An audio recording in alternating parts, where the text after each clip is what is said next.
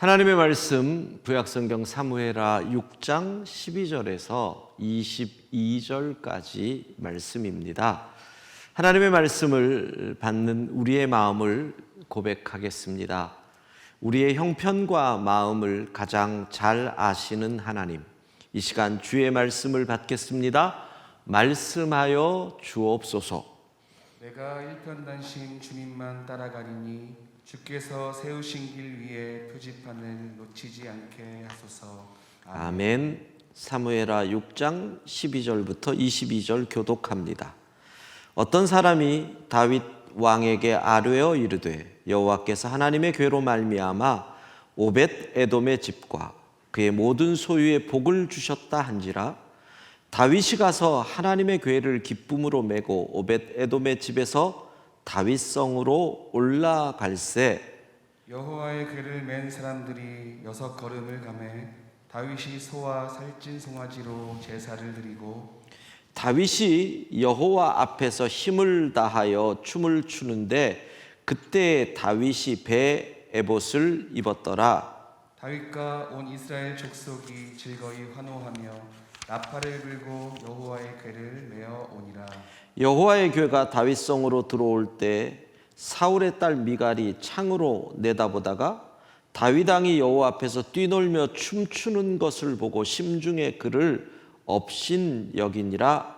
여호와의 궤를 메고 들어가서 다윗이 그것을 위하여 친 장막 가운데 그 준비한 자리에 그것을 두매 다윗이 번제와 화목제를 여호와 앞에 드리니라. 다윗이 번제와 화목제 드리기를 마치고 만군의 여호와의 이름으로 백성에게 축복하고 모든 백성 곧 온 이스라엘 무리에게 남녀를 막론하고 떡 한 개와 고기 한 조각과 건포도 한 덩이씩 나누어 주매 모든 백성이 각기 집으로 돌아가니라. 다윗이 자기의 가족에게 축복하러 돌아오매 사울의 딸 미갈이 나와서 다윗을 맞으며 이르되 이스라엘 왕이 오늘 어떻게 영화로우신지 방탕한 자가 염치 없이 자기의 몸을 드러내는 것처럼 오늘 그의 신복의 계집종의 눈앞에서 몸을 드러내셨도다 하니 다윗이 미갈에게 이르되 이는 여호와 앞에서 한 것이니라. 그가 내 아버지와 그의 온 집을 버리시고 나를 택하사 나를 여호와의 백성 이스라엘의 주권자로 삼으셨으니 내가 여호와 앞에서 뛰놀리라. 함께 읽습니다. 내가 이보다 더 낮아져서 스스로 천하게 보일지라도 내가 말한 바 계집종에게는 내가 높임을 받으리라 한지라. 아멘. 코로나19가 점점 극심해지는 가운데서 연말을 보내고 연시를 맞이했습니다.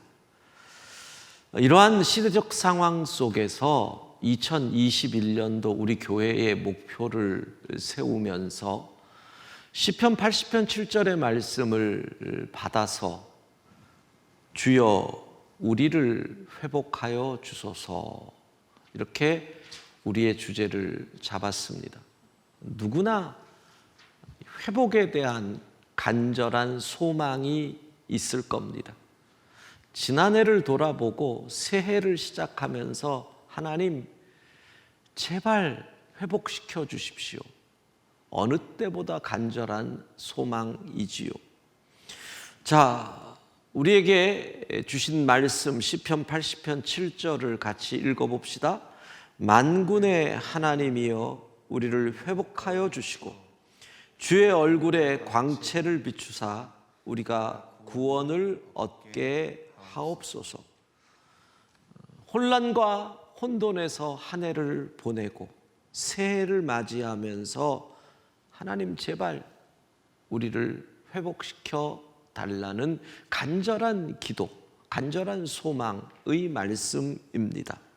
자, 회복을 꿈꾸는 우리가 바라는 첫 번째는 무엇일까요? 그것은 생명의 회복입니다. 지난 한 해 여러분 어떻게 사셨습니까? 저는 꼭 이 땅이 무슨 죽음으로 가득 찬, 어두움으로 가득 찬 그런 세상 같았습니다. 그래서 그 생명의 회복이 너무 간절하게 기대가 되는 거지요. 사람이 사는데 부모가 자식을 만나는데도 마음대로 못 만나고, 친구랑 만나서 밥 한 끼도 마음대로 못 먹는 이 사회가 이게 살아있는 사회라고 할 수 있겠습니까? 그래서 생명의 회복이 우리의 첫 번째 기도 제목인 것입니다. 그런데 성경은 뭐라고 얘기합니까? 모든 생명의 근원은 하나님이라는 거죠. 하나님을 만나고 하나님으로부터 생명을 공급받을 때 생명이 생명되고 생명이 꽃피고 자라고 부흥하는 것이거든요. 여러분, 그 생명의 근원이신 하나님을 만나는 시간이 예배 시간입니다. 그러므로 생명의 회복은 곧 예배의 회복을 의미하는 것입니다. 2021년 우리는 여전히 온라인으로 예배를 드릴 겁니다.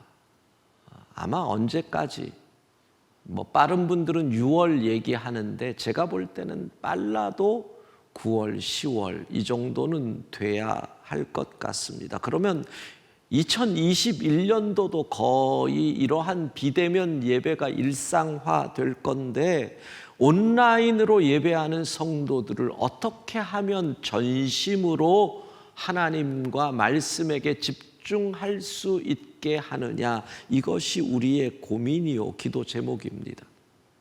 동시에 우리가 예배당에서 모여 예배드렸을 때 항상 교회의 관심은 무엇입니까? 예배당 안에서 예배하는 예배자를 예배당 밖의 삶의 예배자로 연결시키는 것. 예배당 안과 밖이 단절된 한국교회, 예배당 안과 밖을 연결시키는 삶의 예배자로 만드는 것이 우리의 기도 제목이고 목표였다면, 이제는 온라인 예배자를 오프라인 예배자로 연결시키는 또 하나의 과제가 우리에게 있는 겁니다. 여러분, 오늘 시편 말씀처럼 주의 얼굴의 광채를 비추사, 모든 생명은 빛이 있어야 생명이 생명되지 않습니까? 예배 시간에 주의 얼굴의 광채가 비추어지시는 그 은혜를 누릴 때 우리가 생명이 생명되는 것입니다.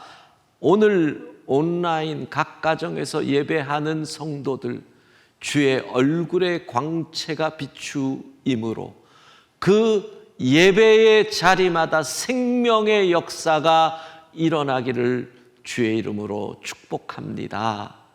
우리 내가 예배자라는 거 잊지 않도록 함께 찬양을 하십시다. 우리 전도사님들, 목사님 같이 찬양을 할 텐데 율동을 할 거니까 나는 하나님을 예배하는 예배자입니다 보시고, 자녀들도 같이, 우리 5부, 6부에는 어린 자녀의 부모님들이 많으니까 함께 우리 찬양하며 율동도 합시다. 나는 하나님을.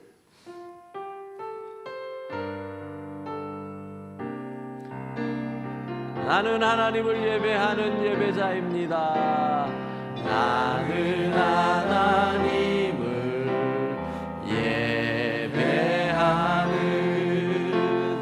예배자입니다.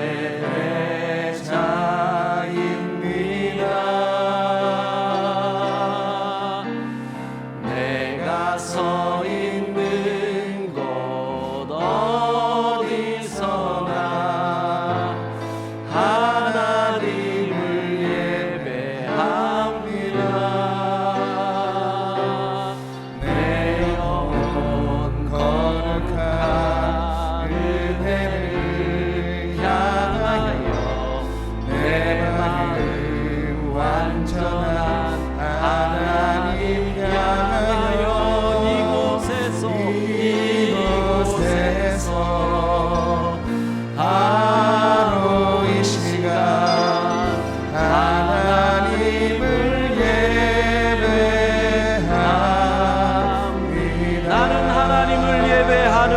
예배자입니다.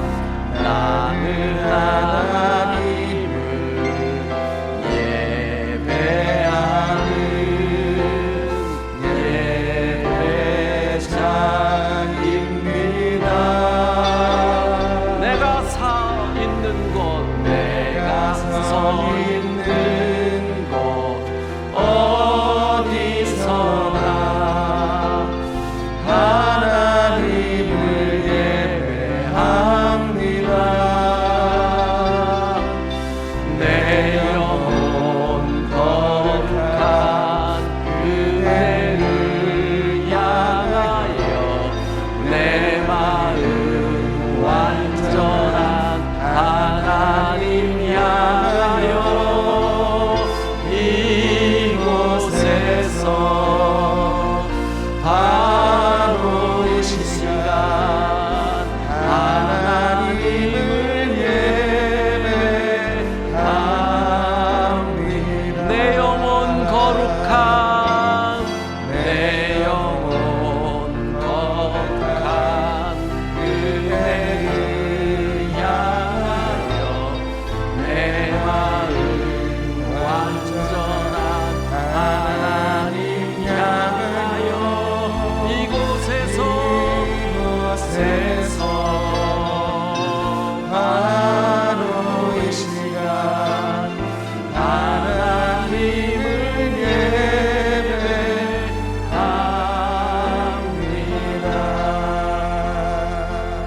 아멘. 예, 감사합니다. 아유, 그새 옷도 입고 모자도 쓰시고. 예. 오늘 본문은 우리가 너무나 잘 아는 예배에 관해서 나올 때마다 우리로 하여금 집중하게 하는 구약의 다윗 시대. 사실 성경에서 예배 그럴 때 빼놓을 수 없는 사람이 다윗이거든요. 다윗이 하나님의 궤를 다윗성으로 옮기는 그 내용, 하나님의 궤, 여호와의 궤, 언약궤, 법궤 다 같은 말이죠. 두 번의 시도 가운데 우리가 읽었던 본문은 2차 시도의 내용입니다. 바로 그 앞에 실패한 1차 시도가 있습니다. 그런데 1차 시도에서 성경은 사고가 나서 웃사라는 사람이 죽었다. 그러니까 정확한 기록으로는 하나님의 진노가 웃사에게 임해서 죽었다. 이렇게 나옵니다. 웃사의 죽음을 요즘 아이들 말로 직관했던, 직접 보았던 다윗이 두려움 속에서 하나님의 법궤를 운반하는 시도를 중단합니다. 그리고 오벳 에돔이라는 사람의 집에 그 법궤를 머물러 있게 하고 다윗성으로 돌아가죠.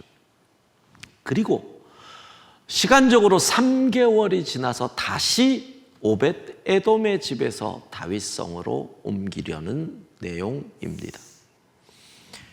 여러분, 구약에서 이 궤, 하나님의 궤는, 언약궤는 하나님을 상징합니다. 그러니까 언약궤가 앞에 있다. 이것은 곧 뭐예요? 하나님의 임재를 말하는 거죠. 하나님이 임재하셨습니다. 그 임재하신 하나님 앞에서 인간이 어떤 태도를 취하느냐? 하나님의 임재 앞에서 웃사는 하나님의 진노를 받아 죽었고, 다윗의 아내 미갈은 하나님의 임재 앞에서 저주를 받아서 평생 아기를 갖지 못하게 됩니다. 그러니까 우리는 여기서 예배가 무엇이냐, 이것을 생각하게 됩니다. 예배는 하나님의 임재 앞에 서는 것. 얼마나 두렵고 떨리고 거룩한 일입니까? 창조주 전능하신 하나님 앞에 피조물인 우리가 그 임재 앞에 서는 것이 예배입니다. 그러면 그 하나님의 임재 앞에서 인간의 자세, 태도를 예배자의 자세, 이렇게 얘기하는 거죠. 여러분이 사무엘하 6장을 읽으면 최소한 두 가지 질문에 나름 답을 얻어야 됩니다. 첫 번째는 왜 아비나답의 집에서 다윗성으로 가던 첫 번째 시도는 하나님의 진노가 임했고, 오벳 에돔의 집에서 다윗성으로 가는 두 번째 시도는 하나님이 기뻐하셨을까? 이걸 우리가 알아야 되고요. 그 다음 두 번째는 첫 번째 시도에서 웃사는 왜 하나님의 진노를 받았고, 두 번째 시도에서 미갈은 왜 하나님의 저주를 받았을까? 이걸 알아야 우리는 오늘 가장 중요한 예배자, 하나님의 임재 앞에 선 예배자의 자세와 태도를 점검할 수 있는 것입니다. 자, 정리해 봅시다. 예배는 하나님의 임재 앞에 서는 것이다, 이렇게 말씀드렸습니다. 법궤, 언약궤, 법궤는 하나님의 임재를 상징한다라고 말했습니다. 그러니까 하나님께서 오시는데, 하나님 오시는 그 전능하신 하나님을 어떻게 맞이하느냐, 이게 바로 예배자의 자세가 되는 것입니다. 먼저 웃사입니다. 웃사는 왜 하나님의 진노를 받았을까요? 저는 웃사가 예배자의 자세를 망각했기 때문이라고 생각을 합니다. 예배자, 하나님의 임재, 거룩 앞에 서는 사람은 거룩해야 됩니다. 거룩을 망각했기에 하나님의 진노가 임한 것이죠. 자, 그걸 알기 위해서는 이 사건 뒤에 있는 언약궤에 대한 배경을 알아야 됩니다. 이스라엘이 이 여호와 하나님의 궤를 블레셋에게 빼앗겼다가 다시 찾게 되죠. 되돌려 받은, 다시 찾게 된 하나님의 언약궤가 어디에? 레위 족속인 아비나답이라는 사람의 집에 머물게 됩니다. 그것이 바로 사무엘상 7장에 나와 있습니다. 함께 7장 1절 2절을 읽어봅시다. 기럇 여아림 사람들이 와서 여호와의 궤를 옮겨 산에 사는 아비나답의 집에 들여놓고 그의 아들 엘리아사를 거룩하게 구별하여 여호와의 궤를 지키게 하였더니 궤가 기럇 여아림에 들어간 날부터 20년 동안 오래 있은지라. 자, 하나님의 궤가 아비나답의 집에 머물렀는데 자그마치 20년을 머물렀다는 겁니다. 이 20년, 이 긴 기간 속에서 우리는 웃사라는 사람을 생각하게 됩니다. 왜? 웃사가 아비나답의 아들이거든요. 오늘 본문 앞부분 사무엘하 6장 3절 이어서 계속 있습니다. 그들이 하나님의 궤를 새 수레에 싣고 산에 있는 아비나답의 집에서 나오는데 아비나답의 아들 웃사와 아요가 그 새 수레를 모니라. 아멘. 여러분, 왜 웃사는 평생을 법궤와 더불어 살았는데 하나님의 진노의 대상이 되었을까요? 그 이유가 뭘까요? 저는 그 이유가 익숙함에서 비롯된 것이다 생각을 합니다. 익숙함은 좋은 겁니다. 내가 저 사람하고 익숙해졌다, 관계가 좋아졌다는 겁니다. 적응을 했다는 겁니다. 그런데 이 익숙함이 부정적인 의미로 사용되면 흐트러졌다, 해이해졌다가 됩니다. 자, 특별히 높은 사람과의 관계에서 익숙함이 흐트러짐과 해이해짐으로 나타날 때는 그것이 높은 사람의 입장에서 볼 때는 교만이 되는 겁니다.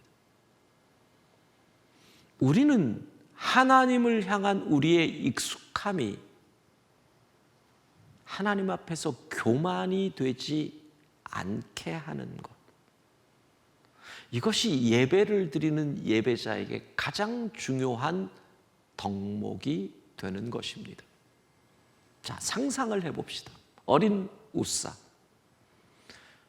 아버지가 귀중하게 여기는 두렵고 떨리움의 대상인 하나님의 괴가 자기 집 방에 모셔져 있습니다. 그 방에 못 들어가게 합니다. 그런데 웃사는 너무 그 방이 궁금한 겁니다. 이건 추측입니다. 어느 날 아버지가 출타한 틈을 타서 몰래 그 방에 두렵고 떨림 속에 들어갑니다. 거기서 만난 하나님의 괴. 와. 그런데 시간이 점점 흘러갑니다. 웃사가 자랍니다. 두려움과 떨림 속에 바라보았던 하나님의 괴는 익숙함 속에서 그곳은 마치 웃사의 비밀 아지트처럼 어쩌면 놀이터처럼 사용되었을지도 모릅니다. 시간이 흐르면서 하나님의 괴는 그냥 괴가 됩니다. 그냥 괴가 골동품이 됩니다. 골동품이 어느 날 오래된 나무 상자처럼 웃사에게 보인다는 겁니다. 마치 할아버지가 그렇게 귀하게 여기는 족보책이 손주에게는 고리타분하고 누리끼리한 별 볼 일 없는 책임 취급받는 것처럼. 여러분, 이런 웃사의 익숙해짐을 우리에게서 발견하지는 않으시는지요? 우리가 오프라인에서 예배를 드릴 때를 생각해 보십시오. 예배 장소는 우리 집과 구별된 장소였습니다. 물리적으로 다른 장소라는 겁니다. 우리가 이곳에 오기 위해서 시간을 투자해야 합니다. 저 강남에서 온다 그러면 1시간의 운전, 그리고 준비하는 1시간, 2시간을 투자해서 여기에 옵니다. 옷을 갖춰 입어야 됩니다. 그리고 헌금 주머니가 돈이 헌금도 준비해야 합니다. 그렇게 우리는 내 속마음과 상관없을지라도 준비하고 구별해서 이 장소로 들어와서 예배를 드렸습니다. 갑자기 온라인으로 바꾸어졌는데 문제는 무엇입니까? 우리가 예배드리는 거실이 구별되지 않았다는 겁니다. 그곳에서 우리는 TV를 보고, 그곳에서 우리는 아이들과 같이 공부를 하고 책을 하고 장난을 치던 곳입니다. 똑같은 모양입니다. 우리가 예배를 드릴 때 보는 TV, 유튜브를 통해서 TV를 연결하는데 우리는 그곳에서, 그 TV에서 예능도 보고 막장 드라마도 보고 낄낄대고 웃기도 합니다. 구별되지 않은 장소입니다. 그런데 거기서 예배를 드리는 것이 하나님의 임재를 느낄 수 있겠습니까? 쉽지 않습니다. 정말 마음을 쏟지 않으면 어렵습니다. 한두 주 마음을 쏟습니다. 그런데 그 분위기가 점점 익숙해집니다. 어떻게 해요? 흐트러진다, 해이해진다. 헌금 주머니에 헌금을 넣을 때는 두 손으로 넣습니다. 그런데 스마트폰으로 온라인 계좌 이체를 하면서 헌금의 거룩함이라는 것이 우리에게 잘 느껴지지 않는다는 겁니다. 여러분, 어느 순간 우리는 하나님의 임재 앞이라고 하는 예배의 거룩함을 잊어버리고 있는 것은 아닌지요? 어느새 우리는 웃사를 닮아가고 있는 것은 아닌지요? 우리의 예배가 어떻게 바뀌어 왔는지 영상을 통해서 잠깐 확인을 해 보겠습니다. 일어나! 예배 시간이야! 알았어. 대답만 하고 안 일어날 거야! 누워서 핸드폰으로 볼 거야. 온라인인데 어때? 이 예배, 하나님은 어떻게 보실까요? 아멘. 아이고 참. 아니, 예배가 아직 끝나지도 않았는데 왜 꺼? 아니 설교 끝나면 다 본 거 아니야? 배고픈데 빨리 밥이나 줘 빨리. 밥이나 좀 해 빨리. 예배의 마침은 무엇일까요? 빼빼빼빼빼빼빼빼빼빼. 예배 시작했잖아. 게임 좀 그만해. 귀로 다 듣고 있어. 내용만 알면 되잖아. 정말. 정말 귀로만 들어도 다 알 수 있나요?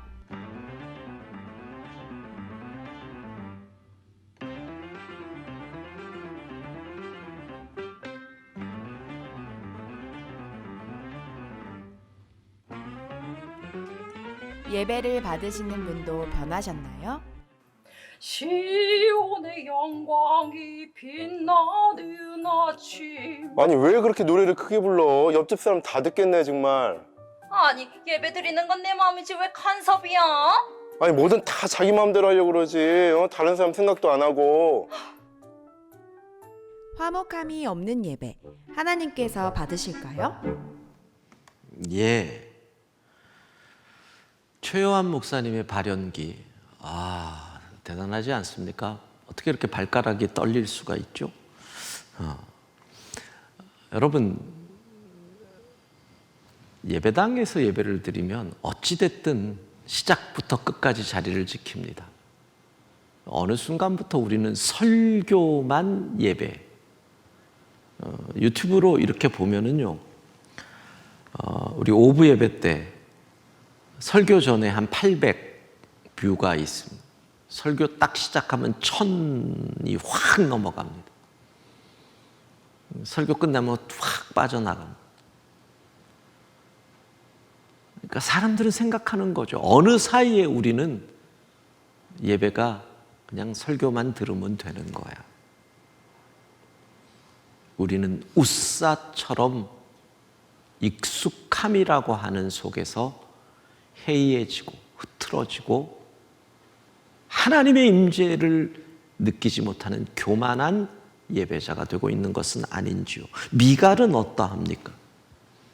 다윗을 향해서 미갈이 이렇게 얘기를 합니다. 사무엘하 6장 20절 후반부 같이 읽어봅시다. 이스라엘 왕이 오늘 어떻게 영화로우신지 방탕한 자가 염치 없이 자기의 몸을 드러내는 것처럼 오늘 그의 신복의 계집종의 눈앞에서 몸을 드러내셨도다 하니, 미갈은 사무엘하 6장에서 가장 중요한 한 가지, 여호와 앞에서 이거를 전혀 생각하지 못하고 있습니다. 미갈에게 중요한 것은 왕의 체면, 다른 사람의 눈길, 우리의 형편. 여러분, 온라인 예배 1년, 우리는 우리의 형편, 거실에서 어떻게, 아이들이 떠드는데 어떻게 우리의 형편만을 이야기하다. 어느새 우리는 예배자가 아니라 방관자가 되어가고 있고, 예배자가 아니라 관람객이 되어가고 있고, 예배자가 아니라 시청자가 되어가고 있습니다. 어느새 우리는 미갈을 닮아가고 있는 것은 아닙니까? 반면에 다윗은요, 1차 시도 때와 2차 시대 때의 다윗의 변화를 살펴봐야 됩니다. 아비나답의 집에서 다윗성으로 가던 1차 시도 때 다윗은 모든 것을 계획한 지휘자였습니다. 군악대를 배치하고 기마부대와 수송부대를 준비시키고 헌병대로 의장대로 도열을 하였고, 그리고 꽃다발을 든 백성들을 환영 인파로 가는 길 좌우에 쫙 둘러싸게 모든 것을 계획하였습니다. 여러분, 그는 기획자였고 책임자였고 지휘자였습니다. 중요한 것, 그러나 그는 예배자는 아니었습니다. 2차 시도 오벳 에돔에서 집에서 다윗성으로 갈 때 그는 여전히 기획자였습니다. 그는 여전히 계획을 했고 지휘를 하는 책임자였습니다. 그러나 중요한 변화가 있습니다. 다윗은 예배자였습니다. 그게 차이입니다. 사무엘하 6장 13절 14절 같이 읽습니다. 여호와의 궤를 맨 사람들이 6걸음을 가매 다윗이 소와 살진 송아지로 제사를 드리고 다윗이 여호와 앞에서 힘을 다하여 춤을 추는데 그때 다윗이 배 에봇을 입었더라. 예배자였습니다. 하나님께 제사를 드리고 온몸을 다해 춤을 추고 있는 그는 예배자였습니다. 기획자요, 지휘자요, 관리자요, 책임자요. 그러나 그 모든 것보다 그는 예배자였던 겁니다. 오늘 성경이 우리에게 묻는 게 그겁니다. 당신은 구경꾼입니까? 예배자입니까? 지금 TV 앞에서, 스마트폰 앞에서 예배하는 영광의 성도 여러분, 여러분들이 예배자라면 다윗처럼 힘을 다하여 춤을 추더라. 힘을 다하여 하나님을 예배하는 것입니다.